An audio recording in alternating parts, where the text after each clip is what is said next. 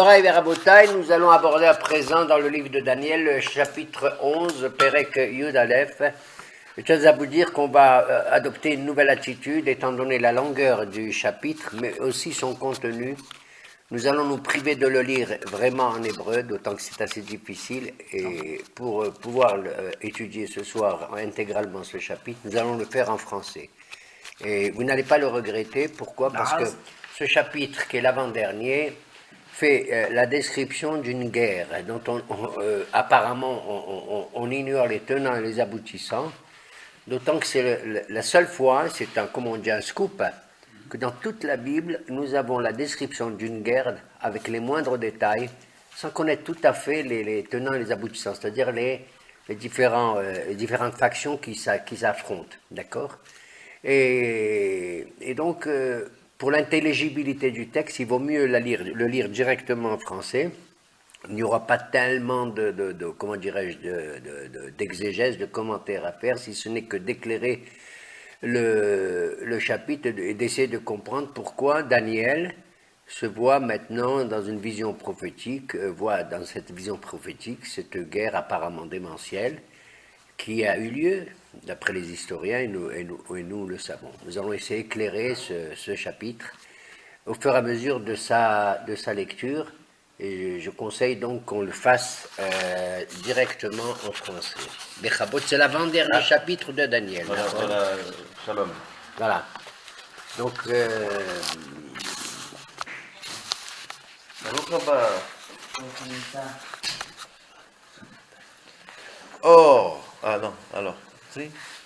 Or, moi, dès la première année de Darius le Mède, j'étais à mon poste pour lui servir de soutien et d'appui. Maintenant, je vais t'annoncer la vérité. Voici, encore 3 rois vont s'élever en Perse. Voilà, donc il s'agit de la suite de l'apparition de la vision. Traduire Non, en français direct. C'est la suite de l'apparition de l'ange Gabriel. Vous vous souvenez que l'ange Gabriel s'était manifesté, s'était révélé en rappelant qu'il avait lutté contre son gré, mais il avait lutté contre le prince de la Perse, l'ange de la Perse, avec le soutien de qui? De Michaël, Sar Israël. Michaël, le prince de ta nation. Et la suite de cela va évoquer, à la suite de la prière très longue que nous avons étudiée au chapitre 10 de Daniel, qui vraiment se souciait terriblement de la destinée, de l'avenir du peuple juif, qui vit sa déportation en Babylonie.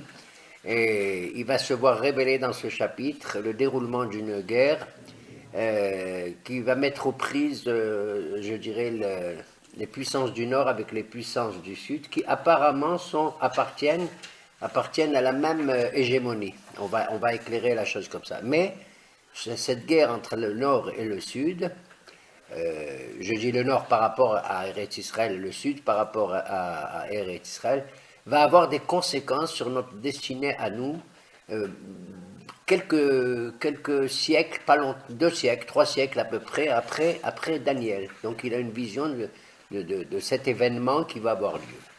Et c'est l'ange qui lui annonce ceci. Il y a 3-4 dynasties qui se succèdent dans l'empire perse, puisqu'il a cette vision du temps de Darius. À la suite de quoi? Qui c'est qui vient après les Perses? Les Grecs. Les Grecs, Nachon. Et c'est la description justement de ce qui se passe au niveau des Grecs. Bevakasha. Puis le 4e roi acquérera plus de richesses que tous les autres. Le 4e roi de la dynastie perse, hein, et c'est du temps de la dynastie perse que commence à luire une parcelle d'espoir, puisque c'est sous le temps de Cyrus, il y a eu l'édit de Cyrus, n'est-ce pas, en 538, que va être donnée la possibilité à Ezra comme à Néhémie de retourner à Jérusalem afin de construire le Baït Hasheni, le second temple. Mais après l'Empire perse, il va être pris par la nouvelle puissance qu'on appelle la puissance hellénique ou grecque, Bevakasha. Et quand il se sentira fort par ses richesses, il mettra tout en mouvement contre le royaume de Grèce. Voilà, c'est mentionné contre le royaume de Grèce. Okay? Alors, un roi guerrier s'élèvera, dominant un grand empire et agissant à son gré. Un roi guerrier dominant et faisant maintenant son pouvoir sur un grand empire. Alexandre le Grand. Tous les grands commentateurs pratiquement sont tous d'accord pour dire, et c'est vrai, de quel grand conquérant il s'agit, d'Alexandre. Alexandros Moukhadoun, Alexandre le Grand. Vous savez qu'Alexandre le Grand, effectivement, a conquis C'est Macédoine, Alexandre de Macédoine, c'est Alexandre Moukhadoun de Macédoine. C'est Alexandre III, selon l'historien. Et il a donc étendu son pouvoir incroyablement depuis presque les Indes jusqu'aux confins, à l'extrémité de l'Europe et également du nord au sud.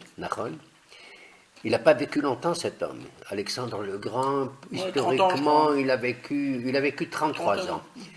Il est né en 356 avant l'ère vulgaire, d'accord, avant, et il serait mort en 323. Donc il est mort à l'âge de 33 ans. Ce qui caractérise cet homme, qui est d'ailleurs mentionné dans le Talmud à plusieurs reprises, c'est qu'il c'est pas un guerrier, un roi comme tous les autres, qui a soif de ceci ou de cela, mais c'est un philosophe, un très grand philosophe. Pour certains, Alexandre le Grand aurait été l'élève, tu sais de qui? Du plus grand des philosophes grecs, Aristote. Aristote. Et donc, on voit qu'il a des débats dans le Talmud, et on le voit aussi lorsqu'il était venu pour conquérir et soumettre la Judée à tout son empire. Vous connaissez l'histoire, je suppose, tout le monde va des fois sur la tombe de Shimon HaTzadik. Shimon HaTzadik était grand prêtre du temps d'Alexandre le Grand, et il apprend qu'il est venu justement pour conquérir ou soumettre le pays. Ce qu'il faut dire, c'est important. Par rapport à la Babylonie, Babel, la Perse et la Grèce, il y a une différence inouïe dans la nature du combat par rapport à nous, pour nous. C'est que les autres nations luttent au niveau national pour prendre des territoires. Vous comprenez? C'est-à-dire, ils veulent effacer du Ham Israël notre identité en tant que nation et territoriale. Mais c'est ce qu'on voit. Ils s'en foutent complètement. C'est-à-dire les Nabucodonosor ou Darius ou Cyrus, etc. Ce qu'ils veulent, c'est nous soumettre au niveau national. Mais ils s'en foutent si on continue à prier, si on continue à mettre les téphilines, on fait ça. Ça ne les intéresse pas. Parce que c'est des païens, tu comprends? Les païens, ils acceptent toutes sortes de spiritualité. Ils s'en foutent que nous, on croit en un seul Dieu, qu'on fasse ceci, on fasse... Mais ce qu'ils veulent, c'est nous soumettre au niveau physique et politique, vous comprenez? Mais en ce qui concerne Alexandre le Grand et à la suite, le pouvoir hellénique, c'est différent. Ils ne veulent pas conquérir notre territoire en tant que tel. Ils veulent nous assujettir au niveau idéologique. Non, c'est votre téléphone. Au niveau idéologique. C'est-à-dire ils veulent nous soumettre à leurs pensées. Enlever le judaïsme en tant que religion, en tant que philosophie. C'est la philosophie. J'ai bien dit qu'Alexandre le Grand, c'était qui? C'était le disciple d'Aristote. Ce qu'ils veulent, c'est annuler la religion et nous soumettre à la grande pensée idéologique et philosophique des Grecs. D'accord? Ce qu'on connaît.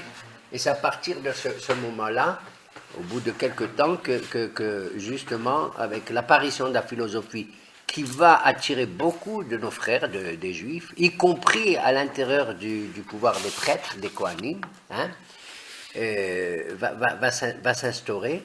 Et c'est le plus grave danger qui nous menace. Comme on dit en hébreu, l'assimilation à la pensée grecque, à la philosophie, ça. Et ceci a été un frein incroyable à ce qu'on appelle la névoie, la prophétie. On peut dire on lit dans ce chapitre, pour ainsi dire, le souci terrible, l'ange apprend à Daniel, que c'est pratiquement la fin de la prophétie. On peut dire ici, Daniel, c'est pratiquement la fin de la prophétie et le réveil de la pensée humaine. La pensée humaine va chasser totalement de nos pensées la présence divine. D'accord? Et à travers ce combat-là. Donc il s'agit ici. On connaît, le Talmud va évoquer Alexandre le Grand. Pas en termes négatifs tellement, malgré l'opposition qu'entre nous. Mais il raconte comment, par exemple, quand il est venu à Yerushalayim, avec l'idée de soumettre idéologiquement notre peuple, Shimon HaTzadik, qui était Kohen Gadol, va à sa rencontre avec les habits de prêtre, alors qu'il n'a pas le droit de porter des habits de prêtre, de Kohen Gadol, à l'extérieur du Beth Amikdash. Mais il le fait, pour manifester que c'est lui. Et il se présente, il avance avec une petite procession. Et Alexandre le Grand, qui est sur son cheval, descend et se prosterne devant Shimon HaTzadik. Son général, j'ai oublié son nom, il dit, mais qu'est-ce que c'est que ça? C'est quelque chose d'aberrant, c'est impossible. Grand Alexandre le Grand. D'ailleurs, on l'appelle le Grand. Et puis, il lui dit, tais-toi. Il lui dit, qu'est-ce que il lui a dit, tu sais pas que tu ne connais pas cet homme? Il dit, mais on l'a jamais vu, Majesté. Il dit, comment? Moi, je l'ai vu tout le temps. Quand tu l'as vu tout le temps? Il dit, à chaque fois que je fais un combat, c'est l'image de cet homme-là que je vois devant moi, Shimon HaTzadik. Incroyable. Wow. Car comme Hachem Balbel est un. Et il a dit, je lui dois tout, dans mes combats, c'est grâce à lui. Et désormais, je vais accéder à toutes ses demandes. Et ce que demande Shimon HaTzadik, c'est tout simplement qu'il passer son chemin. Voilà, passer son chemin et tout. Et il le lui accorde. À tel point que là-bas, la Gemara, je crois que c'est dans Yoma, nous raconte, à la suite de cette entente incroyable, inattendue, hein, alors qu'il devait y avoir une confrontation, un massacre très grave, eh bien, la plupart des gens, des Juifs qui ont eu des enfants, ils leur donnaient le nom d'Alexandre. Il y a eu énormément d'enfants qui sont nés, et ils ont conseillé à appeler Alexander. Il y a même des rabbinim dans la Gemara, qui s'appellent Alexandre Yanaï, Alexander. Mon gendre, il s'appelle aussi Alexander. Et donc, il y a des villes, la ville d'Alexandrie en Égypte, Nachon. Et donc, Shimon HaTzadik, c'est le dernier de toutes les Anshe Knesset HaGedolah, Nachon, Hayam Mishéane, Ba'olam Omed al Sholosh Advarim, al Torah, al Avodah, al Gimut Hasadim. C'est la première parole des Pirkei Avot qu'on lit, entre Pesach et Shavuot. Nachon, c'est le fameux Shimon HaTzadik dont tout le monde connaît le tombeau, ici à Yerushalayim. Et il y a d'autres anecdotes concernant Alexandre le Grand aussi dans le Talmud. Où là, il est complètement ébahi. Il fait la conquête d'un pays en Afrique. Or, ce pays, c'est étrange, il est pratiquement gouverné par des femmes. C'est tout à fait rare.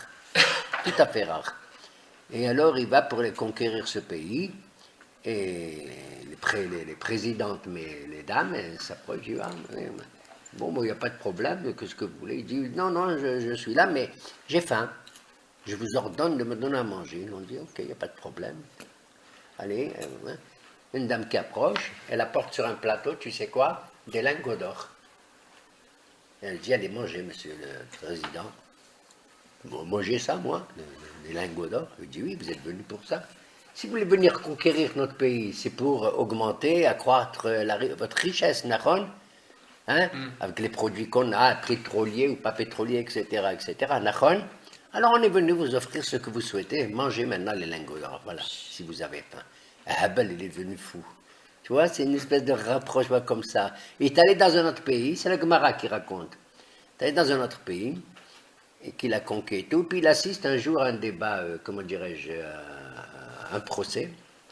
Il assiste à un procès, un homme qui a vendu, pas un procès, un débat, un homme qui a vendu son champ à un autre. Ils se disputent. Il est ébahi, il ne comprend pas, il dit pourquoi ils se disputent. Il dit voilà, parce que celui-là, il a vendu son terrain à celui-là. L'acheteur a découvert dans le terrain qu'il vient d'acheter, tu sais quoi, un trésor incroyable. Eh bien, il a trouvé un trésor. Et ils se disputent pourquoi, dit Alexandre le Grand. Il dit ils se disputent parce que l'acquéreur, il dit le trésor que j'ai trouvé dans mon terrain n'est pas à moi, il est à toi. Il est à toi le vendeur. Et le vendeur, il dit non, je t'ai vendu le terrain avec tout ce qu'il y a dedans. Ils se disputent, tu as vu dans quel sens ils se disputent? Non, il est à toi, non, il est à toi, non, il est à toi. Il a dit, c'est la première fois de ma vie que je vois ça. Alors le juge de ce pays dit, mais pourquoi, comment tu aurais fait ça? Il a dit, j'aurais zigouillé les deux, j'aurais pris le trésor. Tu comprends? Voilà, on nous montre comment, c'est certains Mahamarim comme ça dans la Gemara. Et donc c'est de lui qu'il s'agit ici, dans ce pasouk, ce grand personnage-là. Il est mort d'ailleurs très jeune, comme je vous l'ai dit, il avait 33 ans. Il aurait été empoisonné quelque part, sa tombe serait peut-être soit en Irak, soit aux Indes. On n'en sait absolument rien du tout. C'est le fameux Alexandre. Vous vous rendez compte, à l'âge de 33 ans, c'est colossal. Hein? Mamash, c'est colossal. Et Daniel, on lui raconte cette histoire. Vous comprenez? Alors, quel est l'intérêt pour un homme comme Daniel de voir ça? Mais on est obligé de dérouler devant lui la suite de ce qui va se passer après sa mort à lui, Daniel et tout. D'ailleurs, Daniel, vous savez qu'il est mentionné après. il est mentionné dans quel livre? Sous un autre nom. Dans le livre d'Amegillat Esther. Vayomer Hatach. Quand on raconte à Mordechai ce qui s'est passé, Haman et tout, on raconte. Et Esther envoie son majordome, qui s'appelle Hatach. Elle dit, va dire à Mordechai que... Et là-bas, les rabbins disent, qui c'est ce Hatach? Quel âge il a? Un vieux monsieur. C'est Daniel. Il porterait un autre nom. Et donc, on déroule devant Daniel, parce qu'il est complètement déprimé. On se rappelle, il aurait jeûné, prié, pris le deuil pendant 21 jours. Selon d'autres, 21 ans même, je crois, selon Rachid. D'accord? Besséder. À sa mort, donc, il va y avoir la catastrophe générale dans le monde grec. Baruch Hashem. Vas-y. Mais quand il aura atteint le fait, son empire sera brisé et disloqué vers les quatre vents du ciel, sans passer à ses descendants, ni conserver une puissance égale à la sienne. Apparemment, je crois qu'il n'a pas eu de descendants du tout. Et donc, tout son empire va être divisé. Ce qu'on appelle la guerre des diadoques dans l'histoire. Les généraux qui étaient dans son armée se sont pratiquement déchirés. Dans quatre régions différentes. Nous en connaissons deux qui sont très fortes, puisqu'on a vécu cette période-là par rapport à Israël. C'est au nord, à la Syrie, avec l'empire des Séleucides. Vous vous rappelez, on approche après toutes ces guerres entre eux, les Grecs. Les Grecs du nord, c'est les Séleucides, avec le fameux Antiochus Épiphane du temps de Hanouka. Et les Grecs du sud qui sont en Égypte, avec la dynastie des Ptolémées, Talmaï Hamelech, à l'époque duquel un des Ptolémées, Philadelphe, la Bible a été pour la première fois traduite en grec. Et dans le Septante, c'est-à-dire dans plusieurs langues aussi. On en parlera, ça c'est la Gemara de Megillah. Et donc les successeurs dans l'écran, il aurait dû avoir un seul successeur, mais il n'a pas d'enfant, il n'a pas de dynastie, ils s'entretuent. On les appelle les Diadoques, les généraux d'Alexandre le Grand, et essentiellement pour nous, ceux du nord, dans la Syrie avec les Séleucides, Antiochus, et les Ptolémées au sud. Et on n'a qu'à lire le chapitre comme ça en français, sans poser trop de questions, parce qu'on ne va rien comprendre. C'est une description d'une guerre vraiment... je ne sais pas en quoi elle présente pour nous, si ce n'est que sur le plan historique. Il n'y a pas de description de lieu, il n'y a pas de description des personnages et tout. Vas-y. En effet, son empire sera démembré et réparti entre d'autres, à l'exclusion de ceux-là. Le roi du Midi deviendra fort, ainsi que l'un de ses officiers. Celui-ci sera encore plus fort et que celui-là et prédominera. Grande sera l'étendue de son empire. Donc c'est le sud, il prend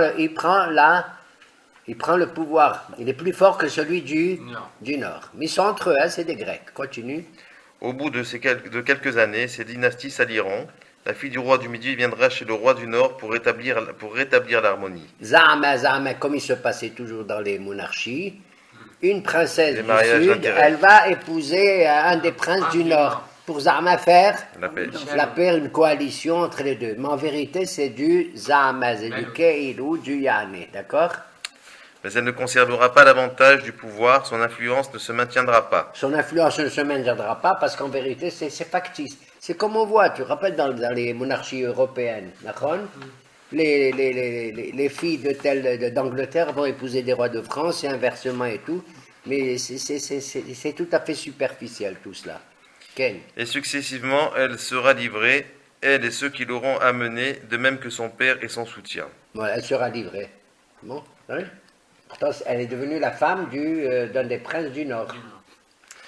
De la même souche de racines d'où elle sera sortie elle-même montera un rejeton à sa place. Voilà. Il marchera contre l'armée syrienne et entrera dans la forteresse du roi du Nord. Voilà. Alors qu'elle a épousé quelqu'un du Nord, de Syrie, maintenant un descendant de cette même bonne femme va faire la guerre contre le Nord. Il faut Aïmouna. Il leur infligera des pertes et remportera la victoire. Jusqu'à leurs dieux et leurs dignitaires, avec leurs vases de prix en or et en argent et en or, il les amènera captifs en Égypte. Voilà. Puis, pendant quelques années, il se tiendra à l'écart du roi du Nord. Celui-ci envahira le royaume du roi du Sud, mais retournera en son pays. Voilà. À nouveau, maintenant, c'est le Nord qui attaque le Sud. on assiste à une guerre fratricide, pratiquement, d'accord? Pour l'instant, nous ne sommes pas encore concernés. Parce qu'en quoi je m'en fous, moi, de tout ça, d'accord? Et peut-être que Daniel aussi dit que je m'en balance, moi, que les rois du Nord et les rois du Sud, etc. Ok?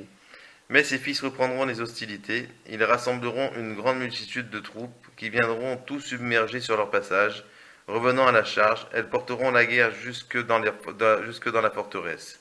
Puis le roi du Sud, exaspéré, se mettra en campagne pour combattre le roi du Nord Ah ouais, tu as vu? et réunira On fait l'aller-retour, d'accord? Vice-versa, vice-versa. C'est le Nord, truc qui sud, remonte au nord. nord, sud, sud, nord, nord, sud, sud, nord. Ok? il Doucement. réunira une nombreuse armée et cette armée sera placée sous sa direction. Et l'armée sera puissante et son cœur, à lui, s'énorgueillira. Il fera tomber des myriades, mais ne triomphera pas longtemps. Bon, dites-moi, quel intérêt ceci présente pour nous? D'autant que nous sommes en l'an 5700, combien? 76, Nahon. Cette guerre-là, elle date de 2500 ans à peu près, Nahon, de 2300 ans, pardon. D'accord? Qu'est-ce que ça représente spirituellement pour nous, un tel récit, et pour Daniel, qu'est-ce que ça représente, d'après vous? Que tout est écrit, Que tout est écrit. Quoi d'autre? en fait. Mais ça représente qu'en vérité, on a parlé tout à l'heure de quoi? De philosophie, Nahon. Or, la philosophie prétend dominer le monde, étant donné que c'est la suprématie de l'esprit humain, Nahon, et que c'est sous l'égide et la monarchie de la philosophie que vraiment va s'instaurer quoi? La raison humaine, c'est-à-dire la paix. Or, on voit que cette paix, non seulement n'existe pas entre les différentes nations, hein, ennemis d'origine, mais également à l'intérieur de la même nation. Tu entends? C'est-à-dire entre les armées helléniques elles-mêmes, les armées grecques, vous avez compris? C'est ça le hidouche, à mon humble avis. Parce que j'ai réfléchi un peu à cette question-là, je ne vois pas autre chose pour qu'on raconte ça à Daniel. Attends, mais tu comprends? C'est-à-dire comment vraiment ce qui est censé être le point de reliure, de jonction des hommes, et surtout de ceux qui appartiennent au monde hellénique, philosophie, sagesse. Qu'est-ce que ça veut dire philosophe? Ça veut dire l'amour de la sagesse, Nahon. À l'intérieur même de cette idéologie, pour des raisons qu'on va peut-être évoquer, va régner une guerre gigantesque, fratricide, intestinale, d'accord? C'est peut-être le seul intérêt, il y en a d'autres peut-être, je n'en sais rien si vous avez des choses à dire. C'est le seul intérêt que je vois au niveau spirituel et moral que je retire de ce chapitre 11 de Daniel. Vous comprenez? Deux philosophes qui s'entretuent, de la même race, de la même religion, pas religion, de la même pensée si vous voulez et tout. Et ça rejoint ce que je disais tout à l'heure. Quand on a étudié, on a fait le Siyum de la Maseret Nazir, qu'est-ce qu'on a terminé? Talmid et Hachamim, Marbim, Shalom Ba'olam. L'amrot les mahloket au niveau de la pensée, mais on est censé apporter le Shalom Ba'olam. Tous les enfants sont les étudiants du bon Dieu, donc de l'idéologie pure. Et tes enfants sont des constructeurs et pas des destructeurs. Or, on voit que les enfants de l'hellénisme, ce sont des destructeurs. Et Vantem, pour ma part, je ne sais pas, très humblement, c'est la seule chose que je retiens de ce chapitre, au niveau de la pensée, au niveau de la morale, quoi. Au niveau de la pensée et de la morale. Comme je le souligne et j'insiste à nouveau, c'est qu'encore une fois, le monde hellénique, le monde de la philosophie, du monde grec et tout, il est là, non pas pour évincer politiquement les nations, hein, mais les assujettir au niveau de la pensée, au niveau de la philosophie, au niveau de la sagesse qu'ils veulent vraiment, qui doit menacer l'ensemble du monde et les rattacher. Mais cette sagesse et cette philosophie, elle les menace à eux, elle les détruit à eux, c'est un conflit intestinal. Vous avez compris? C'est ça l'intérêt de ce chapitre. Continue. Ensuite, le roi du Nord, Derechef, lèvera une grande armée, plus nombreuse que la précédente, et au bout d'un certain temps, de quelques années, il se présentera avec de grandes forces et un puissant appareil. En ce temps-là, beaucoup s'élèveront contre le roi du Sud, et des enfants scélérats de ton peuple s'insurgeront pour réaliser la vision, mais ils succomberont. Alors on ne sait pas. Dans le texte en hébreu, dans ce verset, je ne sais pas c'est lequel, c'est Paretia Amecha. Il y a deux commentaires différents. Ce qu'on appelle les scélérats entre guillemets, pour les Grecs, là nous assistons dans ce verset à quoi? Tout simplement. C'est à la révolte des Maccabis. Les Maccabis. Or, la révolte des Maccabis, il faut le souligner, elle est venue pour... elle ne vient pas de Jérusalem. Elle ne vient pas malheureusement de la grande prêtrise et du grand clergé juif de Jérusalem, qui, il faut le dire, malheureusement est complètement assimilé. Complètement assimilé déjà au monde hellénique, ce qu'on appelle les hellénistes, les hellénisants. Nachon, vous connaissez cette notion à propos de Hanouka. Et la révolte des Maccabis, elle vient d'un obscur petit village de rien du tout. De Kohanim, c'est des Kohanim, mais ils sont loin des autres scélérats Kohanim qui sont ici à Yerushalayim. Matatiahu, Kohen Gadol, Matatiahu, etc. Et tous les autres. La révolte, elle vient de Modéine. Elle vient de Modéine, vous comprenez? Maccabim Rehout, bah ouais, c'est là-bas. Oui. Cette révolte, elle est quoi? Elle n'est pas qu'on veut lutter parce qu'ils veulent nous. Les Grecs n'ont pas dit on va vous prendre le pays, pas du tout.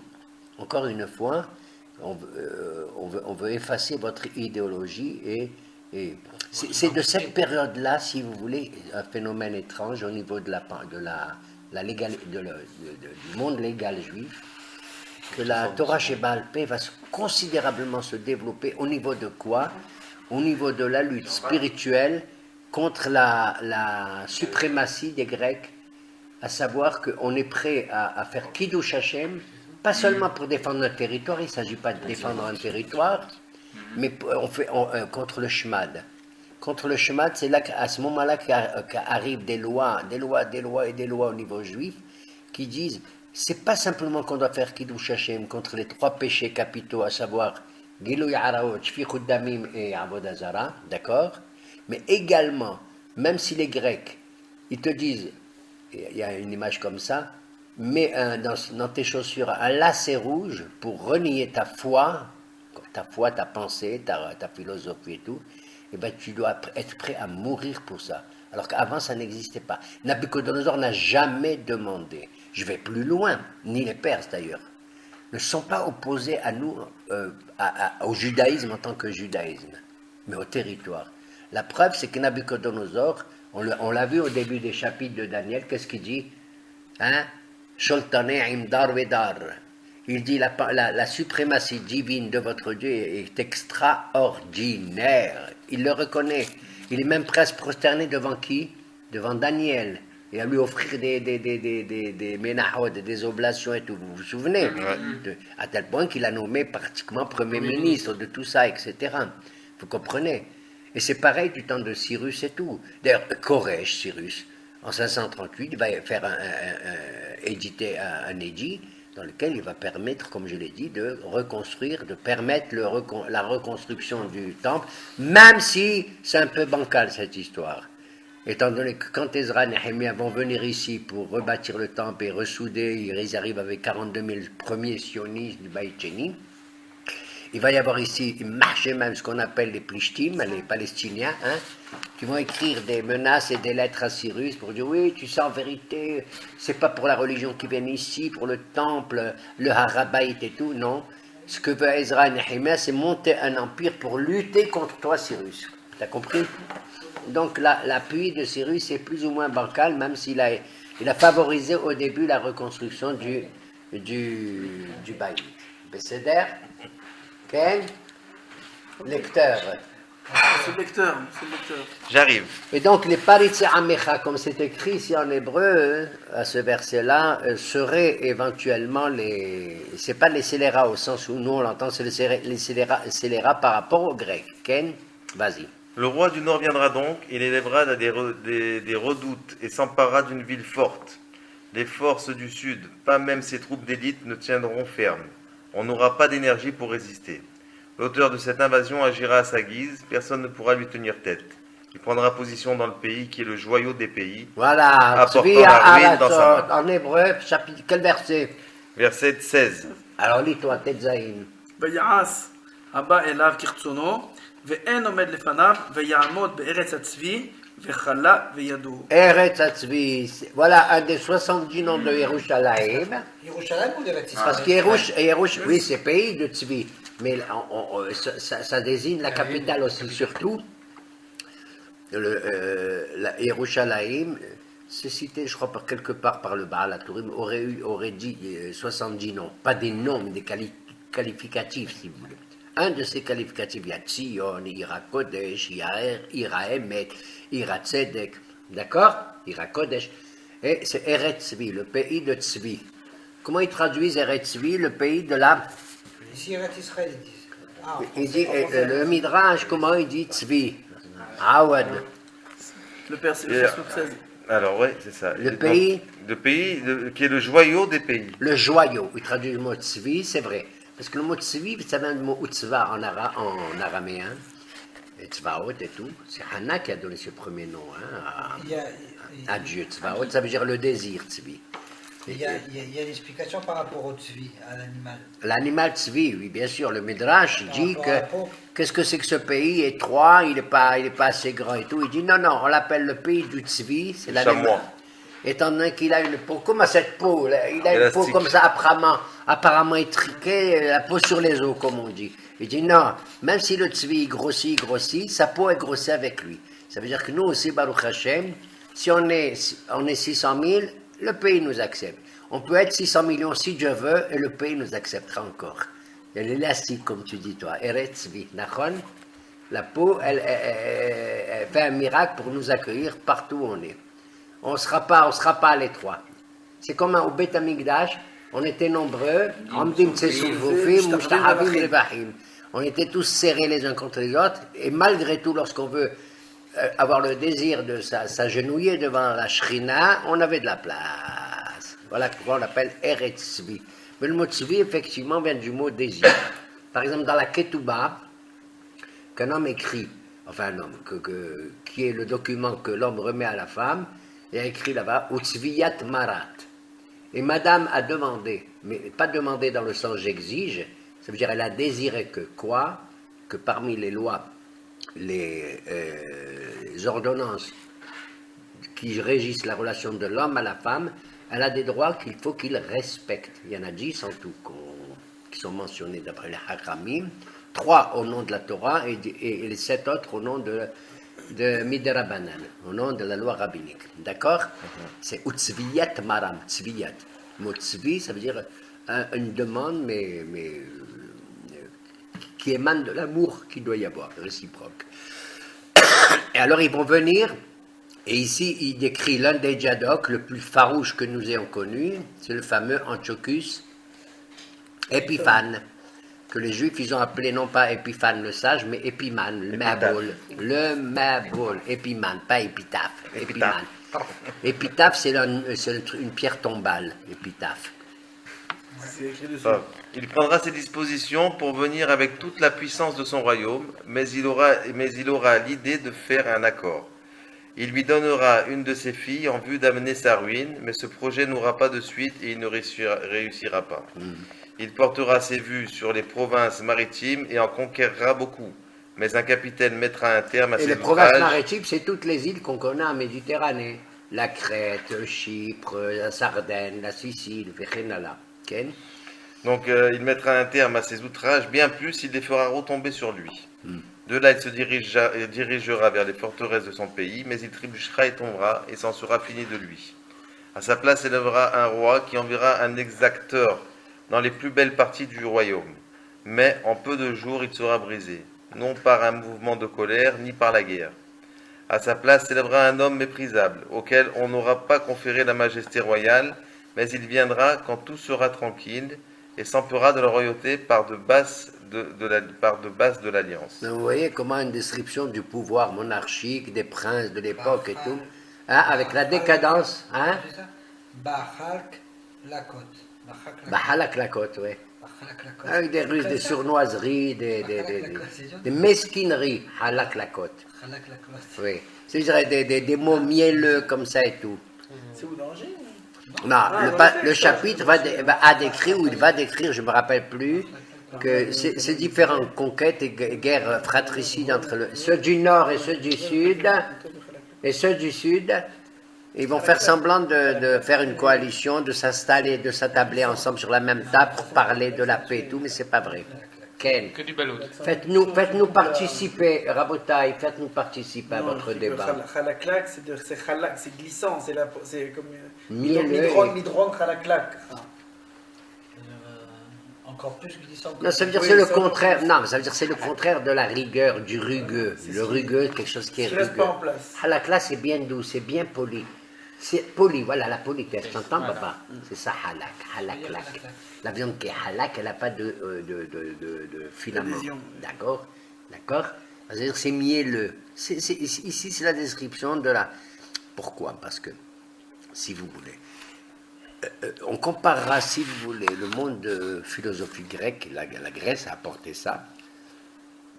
Nous, on apporte des fruits, si vous voulez, des pérotes, péréurbées. Mais eux, ils apportent ce qu'on appelle des fleurs, c'est-à-dire tout ce qui est beau extérieurement, sans plus. Mais ça n'a aucun intérêt, vous comprenez? Ils apportent quelque chose de très superficiel, très beau, politesse, gentillesse, le cirque, les théâtres et tout ça. C'est beau tout ça, mais en vérité, tout ceci cache une décadence morale inouïe qui va justement justifier leur décadence morale. Vous vous souvenez, quand, comment il s'appelle, le roi Nabucodonosor a fait un rêve où il voyait une statue avec la tête En or. en or, Le torse la en- poitrine en argent. la tête en or, c'est la Babylonie, c'est le pouvoir, l'argent, c'est la Perse, et les hanches, et le bas, hachek, comme on dit chez nous, hein, le côté bas du corps, au sens propre comme au sens figuré. C'est qui? C'est la Grèce. C'est vraiment la saleté, comme on dit chez nous. Mais c'est-à-dire, c'est pas la saleté le bas. Ça veut dire mettre l'accent qu'en vérité, leurs pensées, leurs belles fleurs, elles cachent leur bassesse. T'as compris? Elles endorment leur bassesse. C'est pour ça qu'on dit, regardez la vie de, comment il s'appelle, le plus grand des philosophes, Aristote. Qui c'était? C'était un khamj, comme on dit en araméen. Vous savez ce que ça veut dire khamj? Un pourri. Tu ne connais pas le mot khamj? Un pourri. Un pourri, au niveau moral, au niveau tout ça. C'est connu. Faites ce que je dis, faites pas ce que je fais. Ben, et Socrate aussi, Socrate c'est connu. Il faut dire la vérité. C'est-à-dire, et on a connu comme ça des gens très bien, conférenciers, tout et tout, mais qui ont un comportement à l'extérieur de tout ça, tout à fait différent. Mais ils vivent dans. Ils ont un esprit très élevé et tout, mais au niveau de la vie quotidienne, et tout, elle est marquée par la saleté, la décadence totale. Je ne veux pas parler Hazbi Shalom, dire du Lachon Hara. Mais nous savons qu'il y a des gens qui font des conférences extraordinairement belles et élevées dans certains secteurs, mais quand ils sont par exemple en voyage en Hollande, en je ne sais pas où, tu ne sais pas où ils vont ces gens, où ils se rencontrent. Tu as compris? On ne sait pas, vous comprenez? Alors vas-y, continue. Et donc, c'était quoi? C'était du Nehoshet Kalal. C'était du C'est à vous, ça, non? C'est dans votre poche, c'est dans votre poche. Et nous, on le cherche depuis tout à l'heure. J'ai pas de téléphone, moi. C'était du Nehoshet Kalal.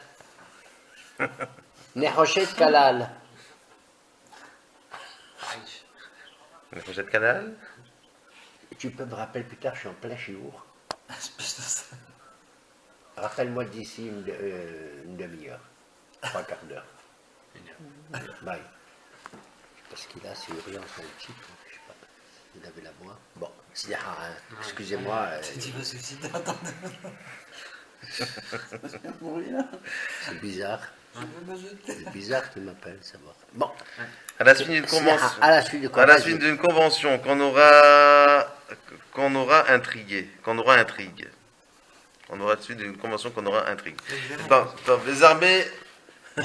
Les armées venues comme une inondation seront submergées devant lui et brisées, de même qu'un prince fait avec lui. Il agira avec perfidie. Il entrera en campagne et sera victorieux avec peu de monde. En pleine paix, il envahira les plus fertiles provinces et fera ce qu'on n'auront fait ni ses pères ni ses aïeux. En pleine paix, vous avez vu? Réveillez-vous. Continue. Il leur prodiguera butin, prix et richesses. Il forgera des plans contre les forteresses, mais pour un temps seulement. Il réveillera sa force et sa hardiesse contre le roi du Sud avec l'appui d'une grande armée. Et le roi du Sud entrera en guerre avec une armée extrêmement nombreuse et forte, mais il ne se tiendra pas bon, car on usera d'intrigue à son égard. Ses propres commensaux le briseront, son armée se débandera et il tombera beaucoup de victimes. Quant aux deux rois, leur cœur nourrira de mauvais desseins. Assis à une même table, Leur cœur nourrira de mauvais desseins, c'est-à-dire ils sont vraiment, se détestent mutuellement, mais Zahma au niveau politique, ils vont être assis sur la même table de négociation. Zahma, continue. assis à une même table, ils se parleront avec fausseté, Avec fausseté. mais leur plan ne On décrit réussira la pas. politique actuelle, t'entends, papa? J'ai l'impression de voir John Kerry avec Mahmoud Blabbaz. Vas-y. Mais leur plan ne réussira pas, car la fin sera encore Amen. retardée pour un temps. Ouais. Puis il se dirigera Parce vers que son... Daniel, il attend la fin, il est embêté, il veut savoir tout. Tu sais ce qu'il veut, Daniel? À travers tout ça, il est là, il écoute. Il écoute, dit, le monde, il va tomber, mais c'est la ruine, c'est pas possible. Il attend, tu sais quoi? Ce qu'on va étudier au chapitre, le dernier, chapitre 12. Il attend vraiment ce qu'on appelle la fin des Chrétiens. C'est ça qu'il C'est intéresse. l'avant-dernier. Scott Baba, oui, tu vas te Vous m'avez réveiller, pas toi. attendu, hein, vous avez filé comme ça. Bon, On t'a attendu, si. vas-y. On va refaire Daniel. Hein. Puis il se dirigera vers son pays avec de grandes richesses. Il formera des projets contre l'Alliance sainte, les exécutera et retournera dans son pays. Voilà, l'Alliance Sainte, voilà. Ils ont fait une Alliance Sainte. Tu savez où ça conduit? Vas-y. Au temps marqué, il envahira de nouveau le sud, mais cette dernière expédition ne sera pas comme la première. Des vaisseaux de Kittim viendront contre lui et il sera découragé. Kittim, c'est la Crète. Il, C'est ou la Crète ou les îles qu'il y a là-bas, oui. il rebroussera Koutim, chemin. quand on parle des Koutim. dans Pas le- Koutim, Kittim. c'est Non, pas- les Koutim, c'est des... Non, les Koutim, ils viennent du nord, de Babel. Ah, Babel. Kuta, de la région de Kuta. Ils sont convertis au judaïsme. Zam, Guéré Arayot, les convertis, parce qu'ils avaient peur. Ils sont venus et il y a eu une épidémie, il y a eu une attaque de lions contre les Koutim, qui ont pris la place de nos déportés, justement, de Babel. La Samarie était vidée des Juifs et toutes les régions avoisinantes. Et qu'est-ce qu'il a fait le truc de Babel? Il a mis des goïms à la place. Et le bon Dieu leur a envoyé des Arayot, des lions. Ils ont eu peur, ils ont dit c'est parce qu'on n'adore pas en plus le Dieu du pays. Qui c'est le Dieu du pays? Akadosh Baruch Hu.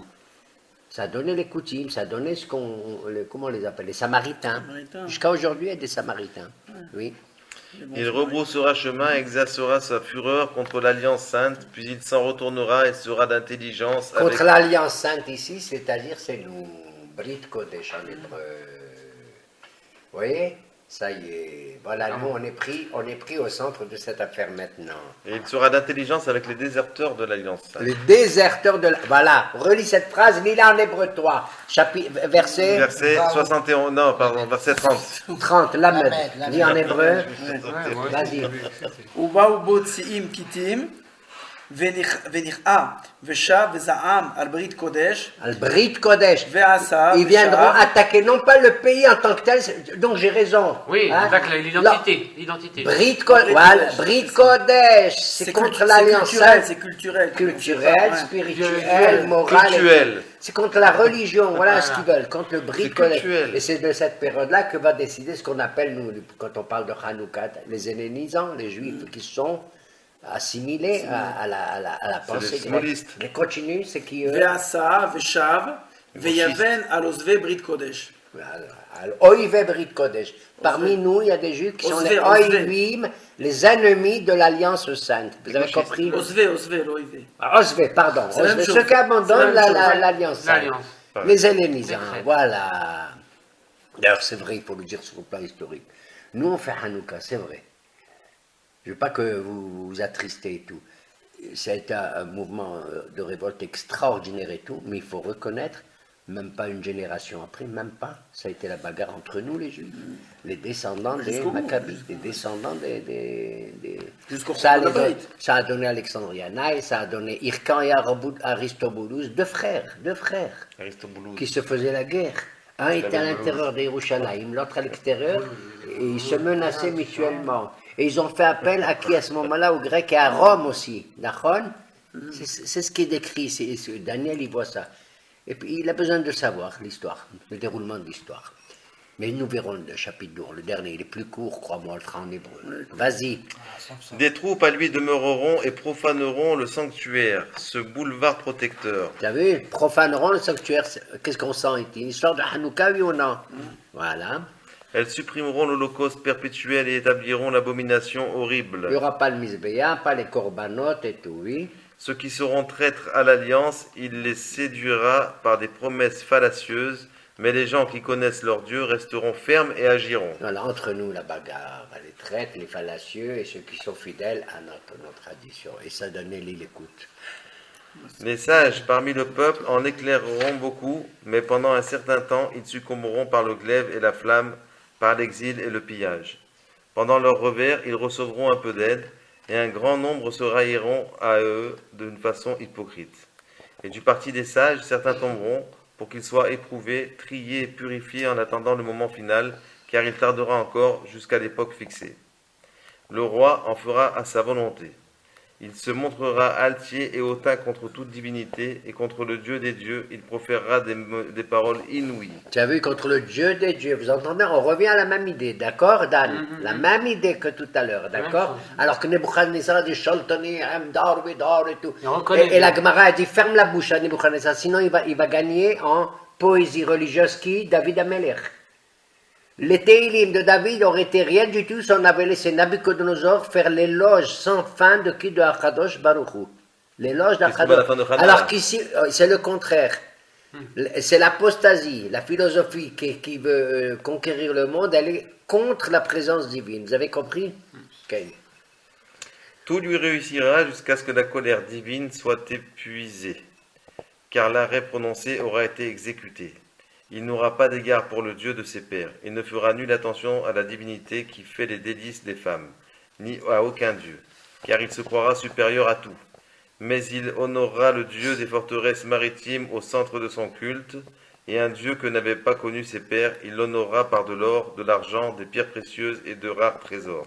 Il agira dans l'intérêt des villes fortes en même temps que d'un Dieu étranger. Quiconque adorera celui-ci, le comblera d'honneur, le mettra à la tête d'un grand nombre et distribuera des territoires comme récompense. Mais au temps final, le roi du sud entrera en collision avec lui, et le roi du nord fondera sur lui avec des chars, des cavaliers et quantité de vaisseaux. Il envahira les territoires et submergera tout sur son passage. Il envahira aussi le pays, joyau des pays, et de grandes multitudes succomberont. Et voici ceux qui échapperont à ses coups. Édom, Moab et la région extrême des fils d'Ammon. Voilà, il va parler Édom, Moab et la région d'Ammon, et ce sera Rome. Oui. Il étendra la main sur différents pays, et le pays d'Égypte ne sera pas à l'abri de ses atteintes. Il se rendra maître des trésors d'or et d'argent et de tous les objets précieux de l'Égypte. Libyens et Éthiopiens marcheront à sa suite. Mais des nouvelles de l'Orient et du Nord viendront le bouleverser. Il se retirera en grande fureur pour exterminer et ruiner des multitudes. Il dressera les tentes de son royal campement entre la mer et la montagne de la gloire sainte, mais il arrivera à son dernier jour et personne ne viendra à son aide. Sauf Pérec.